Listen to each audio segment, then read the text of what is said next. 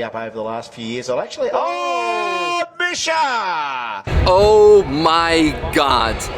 He's push. Oh, gee. World Time Attack Challenge 2024. As you already have seen, we introduced our very first bespoke Vulcan Alpha race car aero for Hyundai Ioniq 5N with bespoke livery. We entered the World Time Attack Challenge as a first EV and we competed, we gave it all. Slightly more than a month of development went into this car with a very limited time schedule. We still were restricted by suspension, by the limited tire size, but we put up a fantastic show. Let me tell you what happened this morning first. I am extremely happy because we finished our first session right now and I did my personal best.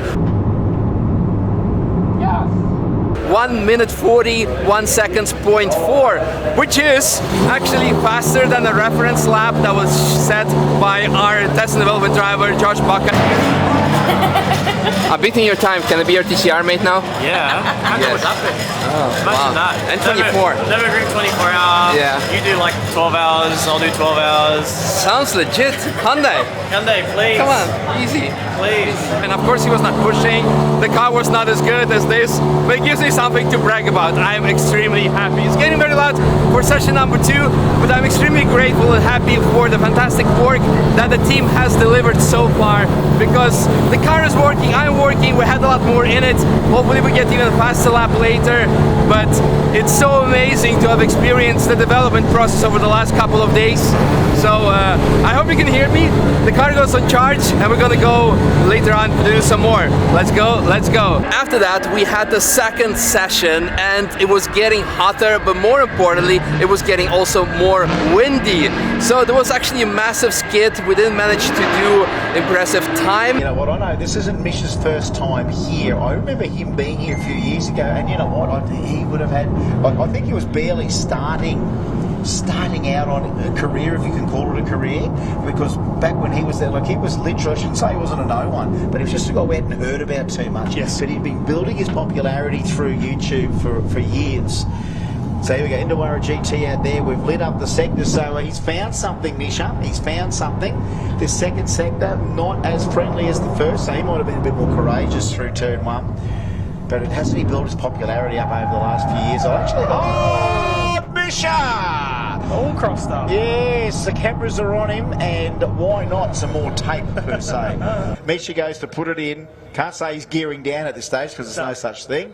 And then, yeah, just gets over that just goes off camber there, and of course the drifters love it over there. Yeah, it just goes to prove that he's pretty good on the steering. But then we had the last session going on and something interesting has happened. You know who wasn't there? Misha. Yeah, because he's out here. He's not here for selfies. He's not here for selfies. You know, the only person missing out of that was this bloke. But here he is, Misha Charoudin. Got to let the Ioniq Q. I keep saying Ioniq. I keep saying the Q at the end. When it's the Ioniq 5N. I don't know. I get caught on the Q there. And the man pushing straight away, I think he might have got himself a new set of tyres there, Misha. He deserves them. He's been wringing the neck.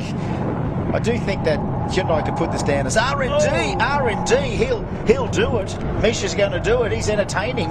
We saw a little bit of that in the last session. It was walking sideways and he has to wind on a little bit opposite lock.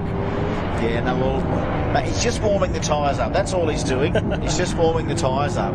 He's push. Oh, jeez. Did he even get a little bit of lock up there? Here's a great replay from Pro Speed Racing of him grinding the end plate off the splitter and then breaks it into a nice little drift. And you know what? That's kind of exactly what Sashir did with the thing. Oh, and hang on, we've just had him go off. Hello. So what's happening? So I think just the rear drive shaft popped out. So it drives, it rolls. Yeah. And I can even drive by my own. Are you happy to drive it back? I'm happy to do it. I just want to see if that the wheel doesn't fall off. Yeah. Well, everything looks normal. Yeah, that's what I think. If you're happy to slowly I'm happy to slowly drive. We'll follow you. Yeah, let's do that. And if there's any dramas, just pull up. Yeah, let's do that. We'll talk back. All right, perfect. All right, we'll just follow you back in.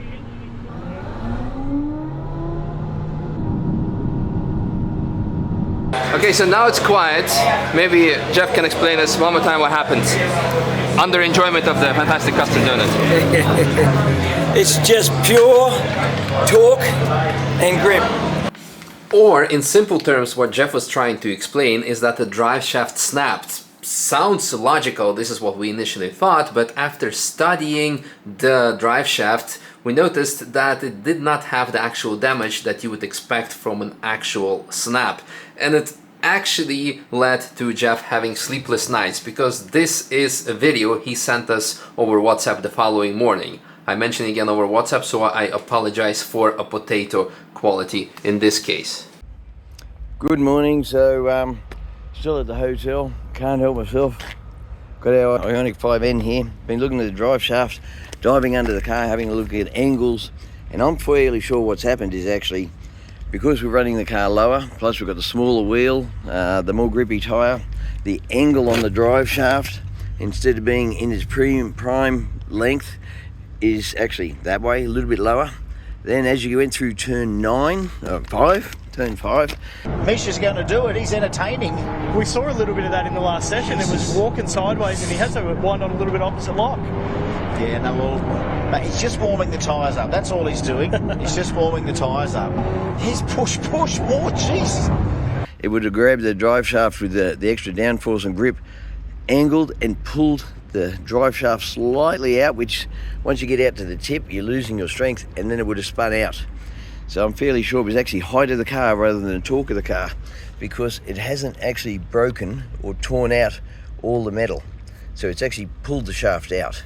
So it's height of the car has popped it out rather than something that's broken as such. There's one very sad thing about it, is because I thought it was session number 3, very hot out there, we're not gonna go any faster than in the morning cool session, but now we pulled out the data from our first flying lap where the drive shaft decided it wants to have an early weekend. And what does it say, Bjorn? Yeah, hi. So basically we've been better in turn 1, turn 2, turn 3, and it's approximately, so 1/10 of a second, 2/10 of a second. So we could have gotten the 141 maybe, probably, without driving. So, no, sorry, 140, because 141 was already and we were better. Sad. That's racing. Yeah, exactly. Well, we gave it all to the max, till the donut snap, till the driver snapped. You know, the moral of the story, there is no do not, there is donut and just do. The car, the back wheel couldn't move, but we have the front wheels, so the front wheels moved linear back, so we're okay. And the new one is already going back into the car, so it will drive immediately.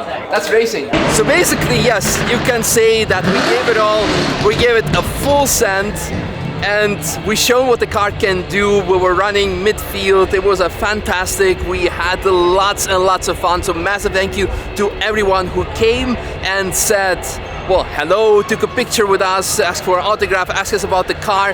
It's been absolutely mind-blowing. I really hope to be back next year with a car that we can maybe build in longer than 3 or 4 weeks' time.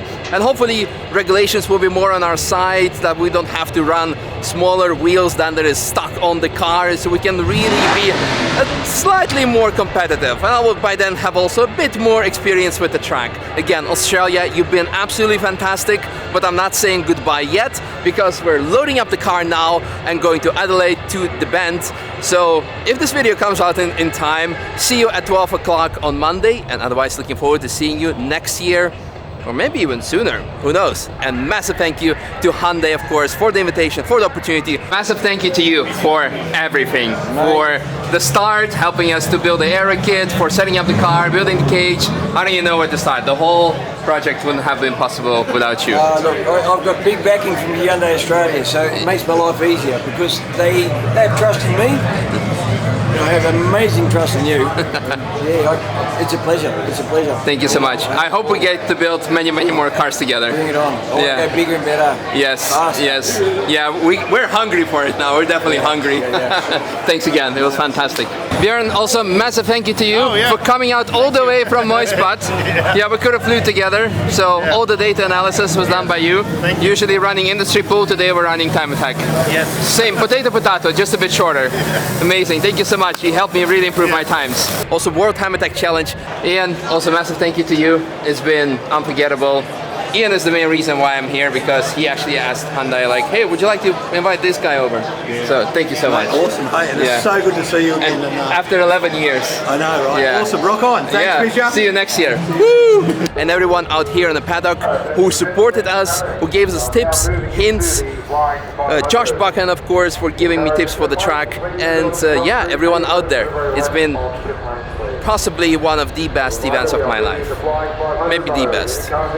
Definitely better than this year's 24 Hours of Nürburgring.